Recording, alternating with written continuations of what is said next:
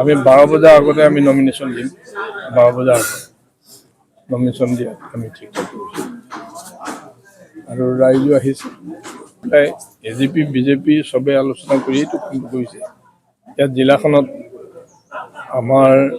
দলৰ যেহেতু আমগুৰি সমষ্টি আছিলে আমগুৰি সমষ্টি ডিলিমিটেশ্যনৰ পিছত এইটো শিৱসাগৰ সমষ্টি হৈ গ'ল আমাৰ 13খন পঞ্চায়ত হৈছে আৰু শিৱসাগৰ 13খন পঞ্চায়ত এখন নাজিৰা পাই আহিছে আৰু টাউনখন মিলাই পেলাই এইটো সমষ্টি হৈছে সেইকাৰণে মই ভাবোঁ যে এইটো তেখেতসকলে খুব ভাল মানে বিচাৰ কৰি পেলাই অতি উপযুক্তভাৱে এজিপিক এইটো শিৱসাগৰ সমষ্টি যদিও এইটো মানে মোৰ দেন 50%টো আমাৰ নিজৰে আছে আমি মানে 1985 পৰা আমিয়ে কাম কৰি আছোঁ ইয়াত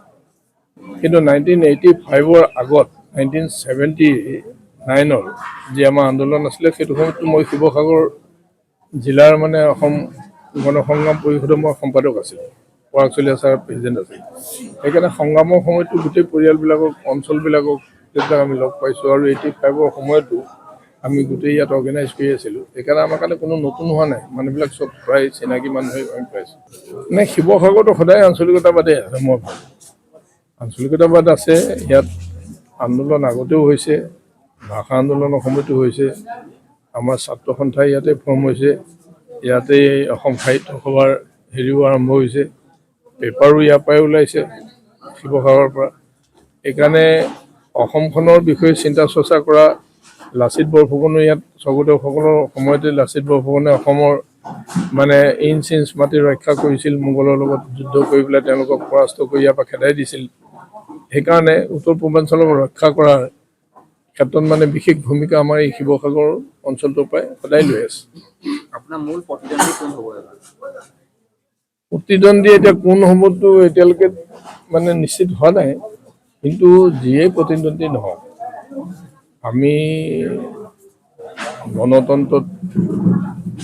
মানে কনষ্টিটিউশ্যনৰ ইণ্ডিয়ান কনষ্টিটিউশ্যনৰ অধীনত যিটো নিৰ্বাচন যিটো প্ৰক্ৰিয়া আছে সেই পুৰা প্ৰক্ৰিয়াটোত আমি 85ৰ পৰা লাগি আছোঁ সেইকাৰণে মই ভাবোঁ যে এখন ভাল নিৰ্বাচনী যুঁজ